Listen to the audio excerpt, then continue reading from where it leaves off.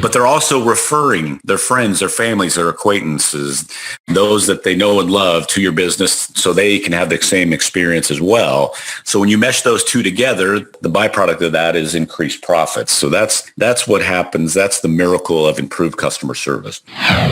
Welcome to the My Future Business Show, where we get you in front of your best audience and keep you there. Not only are we interviewing the biggest names in business to help you become even more successful, we're inviting you to book your spot on the show to help you grow your business.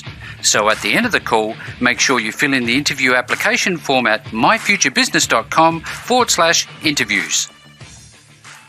Hi, and welcome back to the My Future Business Show. It's Rick Nuske here. It's wonderful to have you join us today. On today's show, we're going to be talking with the wonderful Dr. Kelly Henry about his new book, Define and Deliver Exceptional Customer Service, and how you can use it in your business to not only grow it, but push up the bottom line revenue in your business. With all that being said, welcome to the show, Dr. Henry. Thank you, Rick. I greatly appreciate the opportunity. You and I were just talking about this slightly offline and how it links into, I guess, the wider quality ethos that people can use throughout their business. But before we jump into the nuts and bolts of the call, as well as your wonderful book, I'd love to learn about you. Where you're located is probably a really great place to start. Yeah, I would agree with that. So I live in the Dallas, Texas area in the United States. Fantastic. I'm a chiropractor. I practiced for 20 years in New Mexico, actually, near where my wife was from. And I built a couple of very successful clinics up on the foundation of exceptional customer service and providing our patients with that value, with that great customer service. And 2018, I sold off my clinics, and I had been impacted for many years by coaches and consultants that helped me personally and with my businesses. And I knew the impact of great customer service. So in 2018, when I sold out, I just meshed the two together that I wanted to coach and have an impact on people, and I wanted to do it by helping them with with improving their customer service. So here I am. Absolutely. That's fantastic. There's always a synergy between business and delivering customer service. And for everybody's on the call today, don't worry. We're going to explain from, a ground up level what this means to you and how you can implement it in your business. But before we go on, I'd love to learn about whether or not you have any recreational pursuits. What do you like to do with yourself in the pastime? I'm a golfer. Fantastic. Are you good or are you a hacker? I'm a golfer, so I'm getting better. I had actually put golfing on hiatus for probably about 10 years as my kids were growing up and playing sports and doing different things. And my youngest is a senior in high school now, and so I decided last summer that it was time to get a hobby. So I picked golf back up, and I've thoroughly enjoyed it. I've had lessons, so I have had some steady improvement this time. So it's made it much more enjoyable for me. Well, that makes good sense, because you can apply, sports as an analogy for continual improvement. I think that's one arm of the conversation we can have today. Do you mind if I could refer to you as Kelly? Is that okay? Please do. Fantastic. All right, Kelly. Now, if you are a business and starting out and you've never heard of this idea of customer service, what does it mean?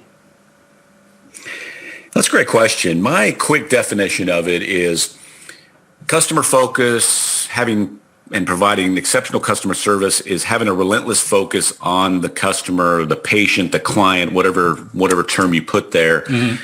and making that person feel their best anytime they are interacting with your business. The focus is on them and putting them first. So yeah. That's the key point there. And that goes every time, every interaction, every day, every employee. The consistency is the key with that.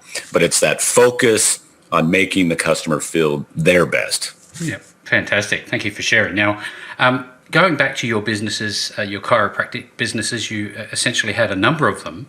When did you recognize the power of delivering good customer service? Well, it was fairly early on, and I backed into even providing these principles and even having a focus on providing great customer service. When I first moved to the area in New Mexico where I practiced, it was a smaller community, still is a small community. Many of the businesses have been there for years, mm-hmm. not a lot of competition for a lot of these businesses, and when we started having to deal with these businesses, customer service wasn't necessarily part of what they needed to provide, or good customer service. And that really bothered me. I hated being treated like I was an inconvenience and like they could care less that I was there, just pay my money and get out of the store. Yeah. And it wasn't all the businesses, but there were several. And so I just made a conscious decision that, you know what, in my clinics, we're going to treat our customers differently. We're going to treat them and make them feel special and important and valued. Like we care that, they're doing business with us. Yeah. And, we did that, and the effects were immediately in that my patients were like, hey, we love coming in here. We just love how you treat us. And obviously that piqued my interest, and I started studying it more and implementing different ideas and different principles and trial and error. And that set me on this 20 plus year journey of what great customer service is. This is very much a cultural statement, isn't it? Because you hear a lot of businesses spruiking that, hey, we give great customer service, but like you've just mentioned, when you're actually in front of them, they treat you like a number. What's your perspective on that? Should it be just a marketing tool? No, it should not. It's got to be a cultural change in the business. It needs to be a foundation principle. And like you said, generally the businesses that champion and say they communicate, and that's part of their marketing tool of we give great customer service, are generally the ones that don't. In my opinion, and what I've seen and come into. So the ones that have it as a foundation principle and live it, and it is a part of their culture, a consumer can feel it. Yeah. You don't have to champion it. You don't have to say it out loud. You don't have to put it on your marketing material. It just is. We've got a lot of startup entrepreneurs, existing small business owners who are, I guess, in some respects, possibly struggling, looking for opportunities for ways to improve their delivery, their relationships with their customers. And I wonder, in your experience, was it hard to develop a customer-focused business? It's really not. And that's part of what I like to communicate, that this, it may seem hard, it may seem overwhelming to have a cultural shift or put these principles into play, but it's really not. It's very simple. And that's what my coaching programs are about. That's what my book's about. It's just putting these simple principles, ideas, actions into place, doing it consistently, and then reaping the rewards of doing that.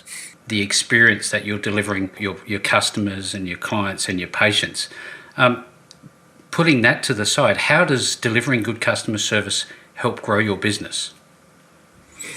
Well, the stat I love to use, and this comes from a study from Harvard Business School. And what they did is they studied several businesses, and they found out that if a business will work to raise their retention rate, their customer retention rate by a measly 5%, so just 5%, it can lead to an increase in profits by 25 to 95%. So this isn't something I've come up with. This is not a stat that I'm just pulling out of the air. You can look this up. Yeah. And that's my goal and focus with my coaching, my consulting, and working with clients is to raise their retention rate by just 5%. And we do that by providing a better level of customer service. But what that does is, yes, increase profit, but ultimately what it does is when you increase retention rate, obviously people, customers, consumers are buying from you more frequently. They are, coming back to you more frequently. They're staying in your business, obviously.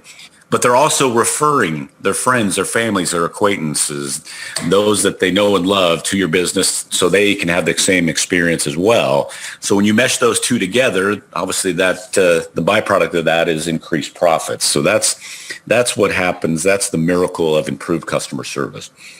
Do you think that this can be applied to any industry, any sector, any business? I really feel it does. My coaching and my consulting, we really focus on service-based industries across the board. So I really feel like these baseline procedures and principles will tie into almost, I won't go 100%, but almost every industry. Yeah, especially the service-based. Sure. From a, I guess, mechanical perspective, Kelly, when somebody's starting out, do they add this commitment, if you like, to delivering great customer service experience into their business mission, their objectives? What are the steps in that regard? I would highly, highly recommend that for a new entrepreneur, somebody starting out. Yes, make this part of your, like we've mentioned before, a culture, a foundation of what your business is being built upon. And some of the biggest companies in the world have done just that. Amazon, Disney, several other companies, they started off by focusing on their customer service and built upon it. That's never changed. As big as they've got, they've never wavered from that. So what I like, especially new business owners and entrepreneurs and those just starting out to realize is when you provide great customer service, it's going to enhance all the other aspects of your business. Mm-hmm. So it's not just a piece of your business. No, it's that foundation that everything else is built upon. So it'll enhance everything else you're doing, which obviously should make you more successful. So that's the key. So if you can start at the ground level and build off of that foundation of great customer service, the growth curve will be much steeper. It won't be such a slow curve and a slow growth for a business if they'll grasp onto these ideas and really put them into play early on. Just to help those who are learning about this, we've talked about the mission and how you can embed this as part of your culture. Obviously, that is fed into as part of your strategy. And from the strategic perspective, when you set a series of goals, what will be, I guess, more some of the signs that you are actually achieving good customer service? Well, one of the most obvious is your customers will tell you. It is glaringly obvious that you are providing great service. Mm-hmm. Because they're more than happy to tell you. They'll tell you that, we love how you treat us. We love how efficient you are. We love how you make us feel by doing business with you. So it becomes pretty obvious very quickly when you're doing the right things as far as your customer service in the sense of providing great or exceptional customer service. Do you sit back and reflect on the experiences you've had as a customer yourself? And if you do, what are some of the brands that are sticking out for you right now? I do. I have a very critical eye anytime I'm interacting with any kind of business. Yeah. I should start carrying business cards and just hand them out. Hey, I could help you here. I could help you with this. Have you thought about this? That's right. So I could help you with this problem right here. So, but yes, I am, and probably overcritical with things. But I use it as to help me as I communicate with my clients and just build up my knowledge base by seeing the different perspectives with the different businesses I deal with. So yeah, I do have that. There's, like I mentioned before, there's a couple, 3, 4 different brands that really stand above the rest. Like I mentioned, Apple is one of them. Amazon is one of them. Mm-hmm. Disney is one of them. Yeah. We have a fast food chain here in the United States. It's called Chick-fil-A. Oh, yeah. And they are, it's fast food. It's chicken sandwiches. And they're decent. I mean, they're nothing spectacular, but they are known for their customer service, how they can train 16-year-old kids to put on a smile, to say, it's my pleasure, to act like they are happy to see you, see you coming in and are there to help you and to make that experience of buying one of their chicken sandwiches the best part of your day. So it's pretty remarkable when you go into a Chick-fil-A store. But those are some of the top-notch businesses that really, like I said, they've started off with great customer service, and they're billion-dollar companies, and they still have that foundation of great customer service. Well, there's a bit of a hint here that this is powerful stuff. It's not just something that's going to go away. And I bet that throughout your book, you talk a lot about this. I wonder, in terms of training team members to deliver good customer service, what are some of the things you tell them? What do you train them in? You bet. Well, the key component from the business standpoint, from the owner standpoint, is in order for the employees to provide great customer service, they need to understand and have felt what the customer should feel. Yeah. So they need to be treated as well, if not better, than what the customer will ultimately be treated. So you've got to set that up right. And pointing fingers right at myself, there was a season in my clinics that I did not do very well with this. I didn't rule with an iron fist, but I just wasn't. I didn't value my employees like I should have. And one of my coaches called me on it, and we shift my thinking into let's think of these employees as assets. Let's start treating them better. Let's communicate the good they're doing and be praising them for it. And as soon as I started doing that, what a change it made. But that is a key component that needs to be set very early on in this changing the culture of a business and making it better as far as the customer service is how you're treating your employees. You have to treat them as good, if not better, than you want the customers treated. It's a transformational process. I wonder, Kelly, are the people that you work with directly inside of your business your customers? Yes. They're your internal customers. You have internal customers, which are your employees, and you have your external customers, which are the actual customers, the paying customer. But again, you have to treat them both very well. Yeah.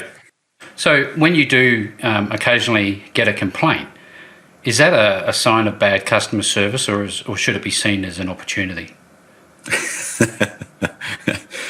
Very much as an opportunity. Now, it can be a sign, and it should be taken as a sign of, we've dropped the ball. There's a hole. There's an issue, but it's giving you the opportunity to know what that issue is to improve your customer service. From the standpoint of when I was in business, it hurts when somebody complains about your business. Yeah. When somebody has a negative thought or concern, but the key is to not let it be an issue or play the blame game or not take it seriously. You need to put your pride aside, look at it objectively, see if it's a legitimate complaint, if there's a legitimate problem issue there. And then if you're truly wanting to provide great customer service, fill in that gap, fill in that hole that may be there to improve. Because I guarantee that one person that complained, unless it's completely out of the blue and unwarranted, that there is many others that have that same complaint, they just won't voice it. So you really need to treat those complaints as gold to further the cause of improving your customer service. And that's really the goal too. And you mentioned that early on in our interview is just that never-ending improvement. And it's hard to improve if you don't know where you have problems. So again, it goes back and knowing where those issues are, treat those complaints as gold to move forward in a better manner. In your book, do you lay out a complete customer-focused system? And if so, what are some of the elements and how it's laid out? Well, the book it's not quite that in-depth. Mm-hmm. It's more of a simple read with just simple action items, principles, rules that a business can take immediately to really have an incredible impact on improving their customer service. From a standpoint of going a little deeper, when I'm coaching a business, when I'm consulting with them, we go a lot deeper into those issues. And what I really break things down into is I look at what a customer actually wants. Yeah. And they really don't want a whole lot from a business. They want to be valued. They want to be recognized. They want to feel important for exchanging money for the service, the product, whatever the action may be there. So they want to be valued in that. They would like your business to be fairly efficient and convenient for them to work with and do business with. And they also want to have a business acknowledge if there's a problem and handle it in a correct manner. Mm-hmm. That is satisfactory to the customer, not satisfactory to the business. So those three things are huge. Now, there's several layers with all three of those, but again, like I mentioned earlier, let's not make this hard.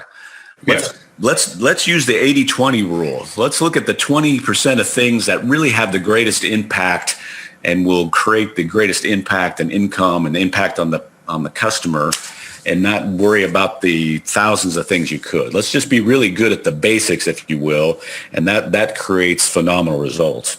That's sage insight, because oftentimes I've seen businesses talk about this as if it needs to be complex and structured, and they get lost in the minutiae, don't they? Exactly, and that's the problem. It becomes overwhelming, and when you're overwhelmed, you stop. You don't move forward with it, and then ultimately it's a failure. There's a time for policy, which is essentially more often than not just a one-page thing that's put on a wall, and then there's time for a process, a procedure, standard operating procedure, if you like. In your business in the past, how far did you go with that? Well, it depended on the situation. Coming from the medical field, there was certain things that we could not sway on. They had to be just walk the line and very procedural. Because of liability issues. So, and any business has some of that. So we had to be very careful with that. From a process standpoint, every patient's different. Every situation, there's similarities, but there's differences from attitude or how the patient approaches or the customer approaches or the attitude of the customer service rep or the employee, those type of things. So I don't like to script out. I just like to give the process and then let the business owner or the employee dictate from there. But if they understand the concept of I'm here to make that customer feel important and be the best part of their day, then that thought, that principle, those ideas will dictate generally what they're going to do, and they should be doing things in a positive manner. Absolutely. I always stop and think to myself, it'd be wonderful to write a book. Was it a difficult process for you? Yes and no. I am not a writer by nature. It's nothing that, from a young age, I just never enjoyed writing essays, writing anything basically. So I tried to shy away from it, but I've always had the idea of writing a book, and that was on my bucket list. That just being disciplined enough to sit down and write was the hardest component. Fortunately, I have a ton of material, and the issue there was really narrowing down what I wanted in the book, as opposed to trying to conjure up more materials. So my publisher was very astute, and so he set me up on a plan at the beginning that my goal every day was to write 1,000 words for 30 days straight. 1,000 words, that was the goal. And most often I would write 1,200, 1,500, 2,000 words a day once I got in the flow of things. But after 30 days, I basically had the bulk of the book written. So that made it a lot easier too. What was that? What was the feeling that you can recall the moment that it was finally published and you had a copy in your hand? Pretty remarkable, to be honest with you. So, a lot of steps along the way. There's a copy sitting right behind me on my file cabinet. So, and I'll be honest, I stare at it regularly and admire it. So it was a big accomplishment. But more important than that, I try to, yes, it was a big accomplishment for me and taking the steps. But more importantly, I just want it to be a tool that a business owner can learn from and help them out. That's the bigger picture with it. And I hope to some degree that it accomplishes that. I get the feeling that there's more inside of you. There's another book. Do you have any plans? You're very intuitive. Yes, the second book is in the works. So when people want to learn more about this, they want to get their hands on this book. Obviously, it would be available on the likes of Amazon. Where else can people get their hands on it? Really, anywhere you can find a book. Kindle, all the platforms. Platforms. I have the hard copy, the paperback copy, digital copies. So for those of you who like it on your digital devices, and then soon to come an Audible version. It's just in the process and should be up on Audible fairly soon. But you can find it anywhere you normally would buy a book. I wonder, just use me as a case study, for example. I've just started the business. Literally, I've only just registered the business name. I'm up and running, and I have no idea. What are some of the steps that you can help me with to get started? Well, one is just finding exactly where you're at and your knowledge of customer service or what you're wanting for your business. And all of my programs are one-on-one coaching, one-on-one consulting, because I want to know, what the business owner, what the business leader, what the manager is thinking, so we can dictate per their business and their thoughts and their feelings and those type of things. So I just like that personal touch. I thrived when I was coached, and that's what always helped me the most. Not looking at some videos, or I read a lot, but you can gain a lot from a book. But when you have somebody working with you that can answer questions and help you out in real time, to me, that's just incredibly valuable. That's gold. We'll get to know the situation, the where exactly the business owner is wanting to go and what they're wanting to do. We'll audit the customer service. So if it's somebody new, they're not going to have a whole lot to audit, but we'll get an idea. Or if they have some ideas of, hey, I'd like, I do a little bit of this, or I'm planning to do some of this and some of this, and then we'll create a plan.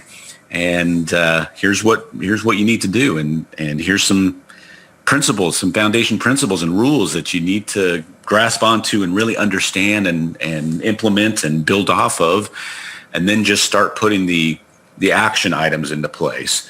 And there's many action items that can be in play at all times, but put those key actions into place, and then we just refine as we go along. And then the other key component, and this is a little bit later on, once a business gets established, and I did this many, many times through the years, is to go back and obviously evaluate. And I always like to look at it from about a quarterly standpoint. About every 3 to 4 months, we want to look at where we are, what's going on. Are we still doing the things that we should be doing? Yeah. As a business grows, sometimes we lose track of what got us to a point where we're growing and starting to make us successful. And we shift from being service-minded more into sales-minded. And as that creeps in and the service goes down, generally the sales go down with it. And a lot of times business owners won't connect the two. So it's important to step back. Hey, are we still doing these things? Are we still doing this, and this? And inevitably, certain things, certain actions, certain ideas have fallen by the wayside, not intentionally. It's just, business problems arise, employee problems, this was going on, and they just forget and then get a little lax in certain areas. So it's important to shore things up, start implementing those things back, put them back together. And this is a really important point that you've just made, Kelly, because we do sometimes slip away from the customer's focus idea, and we start to focus on those sales. So presumably this is not just about a short-term thing. This is you building relationship with your clients. Would that be fair?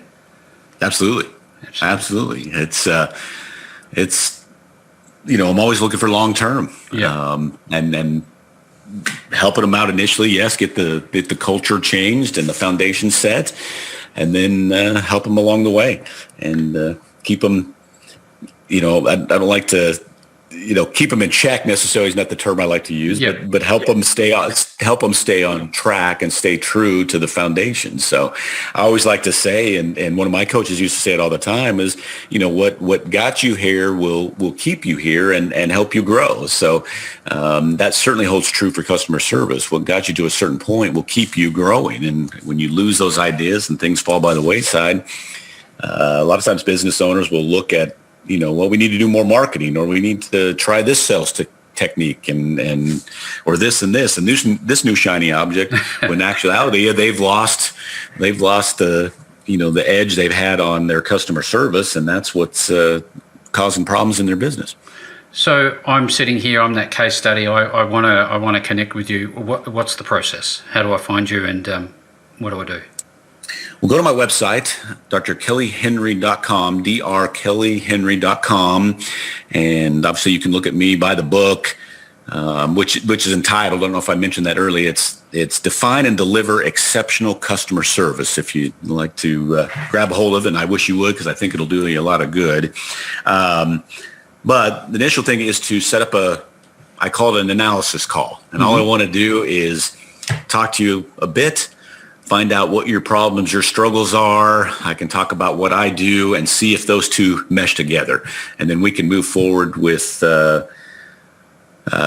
whatever level of program that may be comfortable for the business owner, or where they're at, or the type of business, and start making a cultural shift and a huge change in their business, so they can, not a huge change from a overwhelming procedural standpoint, but a huge change in moving them towards creating that 5% bump where they can benefit from the increased retention, increased growth and profits. That's what we want to do. So thank you so much for sharing. I'm looking through the website for those who are on the call this now. There are other programs that you can certainly take a look at.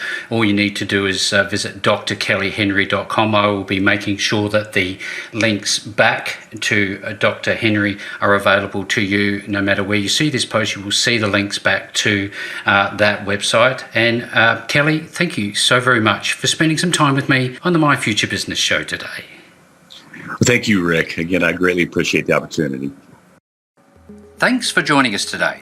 If you enjoyed the call, then make sure to subscribe, leave a comment, share us with your friends, and book your spot on the show at myfuturebusiness.com/interviews.